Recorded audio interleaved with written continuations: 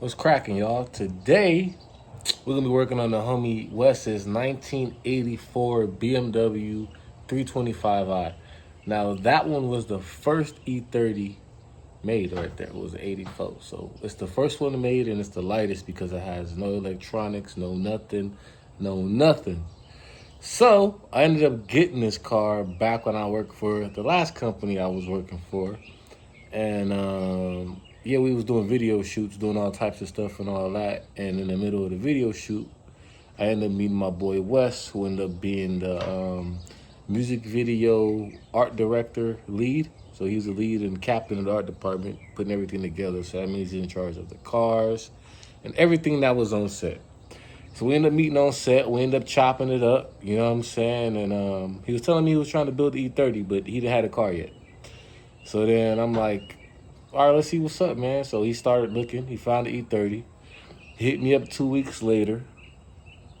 And I was surprised he found one. He found one. He said he gonna tow it to my house. So I'm like, cool. He gets the car. He tows it to my house. I'm excited because I don't know what the car looked like. But when I get the car, I see it has no engine, no brake booster, no nothing. Interior is naked. The car has nothing. I guess it was like an old drift project that somebody didn't finish. And they just threw all the parts in the car and just got rid of it. So we got the car. It was a shell, nothing on it. I had a motor from my storage that I had and other parts that I sourced to start putting the car together. But through that process, I had a backpack with a gang of footage in it, like everything, and I lost it. So I lost the footage of me getting the car. I lost the gang of footage I had of me just building this car, which sucks. So I'm basically putting this together with scraps that I have from me getting the car. But yeah, I got the car from my boy Wes. I started to build it for my boy Wes. The motor was out of my 94 325 IS that I had. So yeah, man, watch it, enjoy it, check it out. Figured that out. And that's pretty much it. I gotta flip this bolt around in there. Flip that around. That's it. So I'll be back to this side at another time, but I got the spring and I got the coil set, so we good. Now it's time to put the tire back on. Get this tire back on, drop the car, do the other side. And as far as the footage that I lost, part of it was me doing the suspension. We went with a cheaper coilover kit because the homie was just like, you know, he was budgeting. He just bought the car, bought the motor, bought the transmission, bought the ECU, bought all these parts. So he had the budget somewhere, which ended up being the coilovers. And yeah, we got a little cheap set of coilovers, put them on there. What else did we do? We did the differential. I also did a 5-lug disc brake. I mean, not 5-lug, it's still 4-lug, but a 4-lug disc brake conversion in the back because it was brake shoes. And I think that's pretty much it that we all did for suspension. Oh, Z3 steering rack. And that's pretty much it. And yeah, there goes your suspension. So cheap set of coilovers, rear diff, rear 4-lug brake conversion, Z3 steering rack, and then of course all new bushings and all that. And then yeah, that footage that I found of the suspension was, like I said, parts of the power that I found.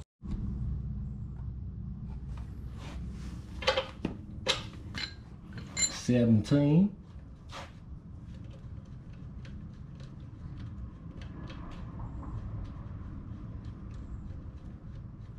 Just gotta double check. I don't know. I don't remember if I emptied the oil or not in this motor.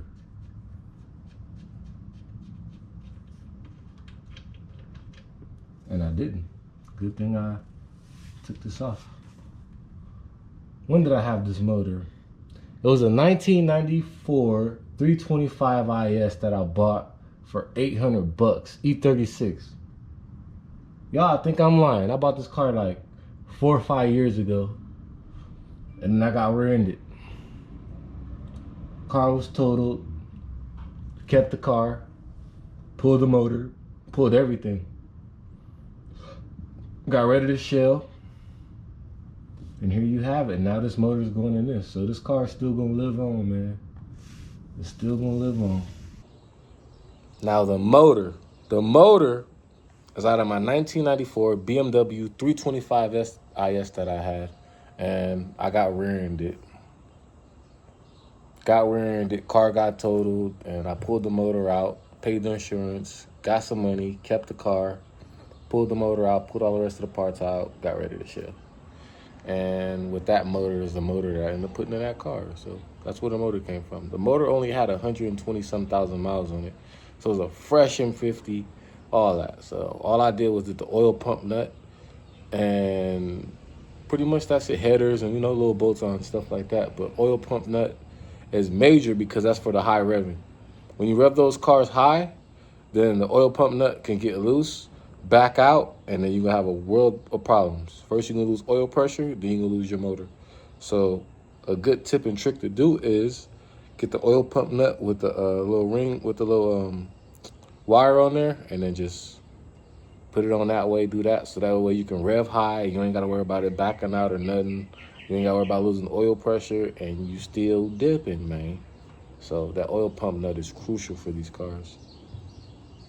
But yeah, man, check out the video, man.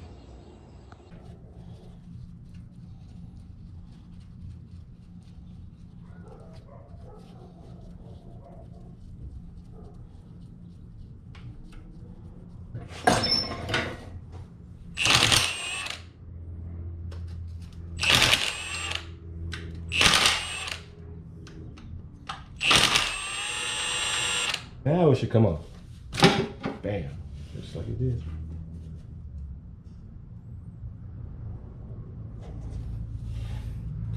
No metal shavings, no nothing. It's a good motor, dog. All right, so now that's off. Put the new nut.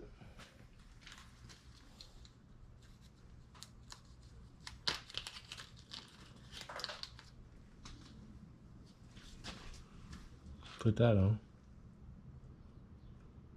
Oh, before you put that on.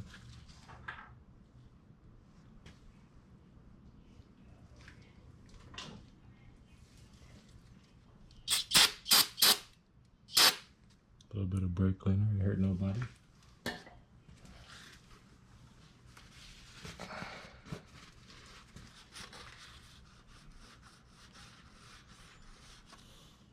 Clean that off.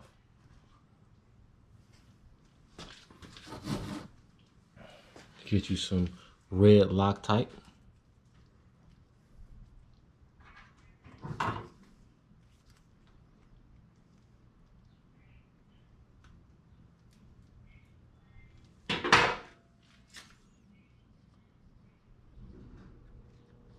Put some on the thread.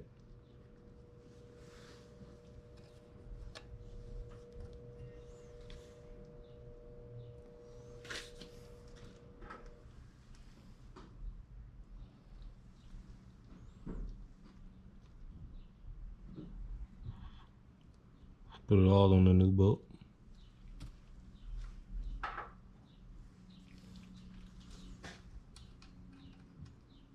Remember, it's opposite thread, so you tighten it by putting it on this way.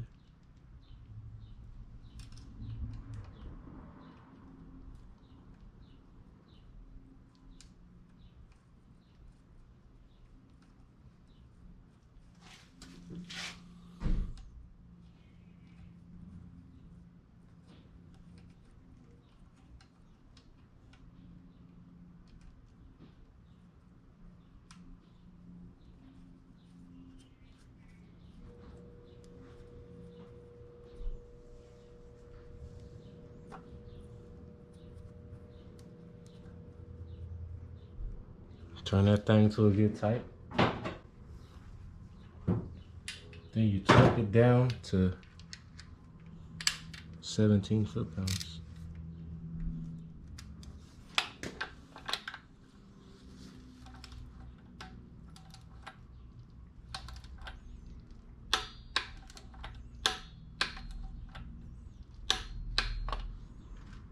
£17. Get the safety wire. The whole time I got my glove in my hand, like OJ or something. Hit that right.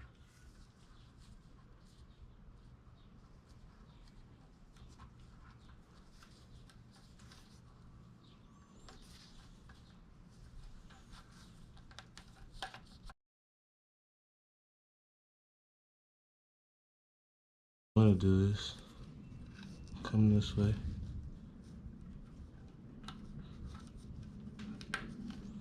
Put this through this hole.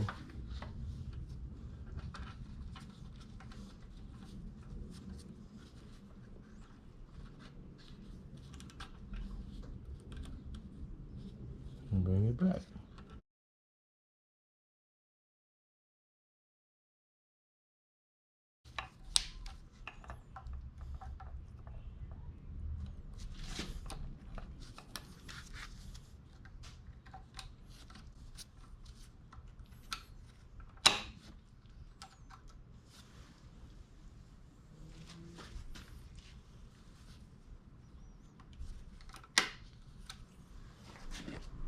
Hold up, player.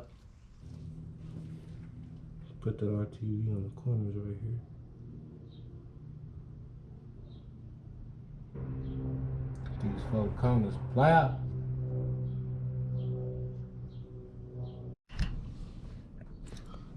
So I got the oil pan and the gasket on before the battery died.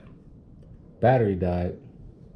I didn't even know because I'm too busy working, and I got it on. And I thought I was about to have the hottest oil pan video on the internet because when I put it on there, it just slapped on there like, bow. But you wouldn't believe me because you couldn't see it. But anyway, I got the pan on.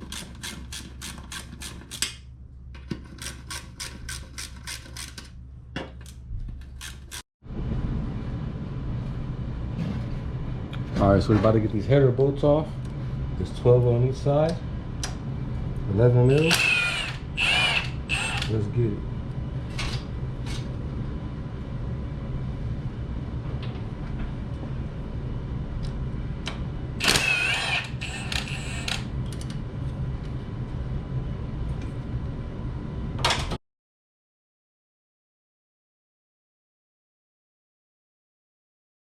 Now they all off. Pull the header off. Now what I want to do is test fit for this one. Because I hear these, the front ones have problems fitting.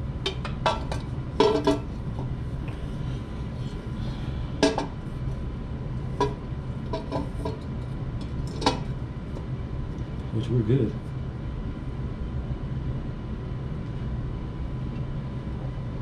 Dead on with these, we ain't got no problems. Clears the front. So I can install the headers. Well, first I'm gonna paint them, then I'll install them. Yeah, they both clear and fit. So we don't have those fitment issues these guys be having. Perfect. Cool. So now we're about to get these headers on, man.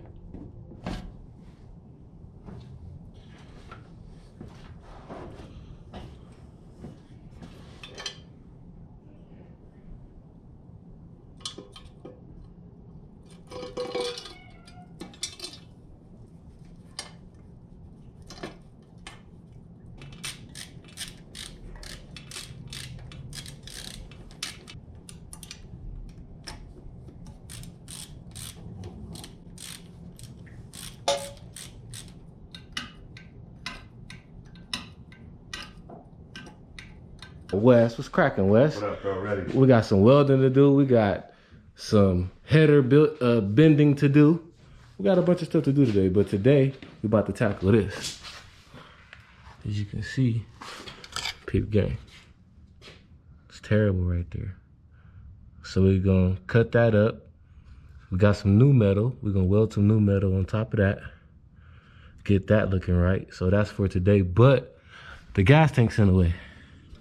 So we about to remove the gas tank because we're not trying to be welding next to the gas tank. Don't do that, So we about to do that, that's next. And while Wes over here doing that, I'm about to be on this motor because as you can see on this motor, let me get the light again. We're in the garage, it's kind of dark. But anyway, on the motor right here, it's too close. So what you wanna do is, I'm gonna get my torch heated up right here and bend it back so it clears right back there. So move this a little back. So then we have that. I'm gonna be on this. Wes is on that.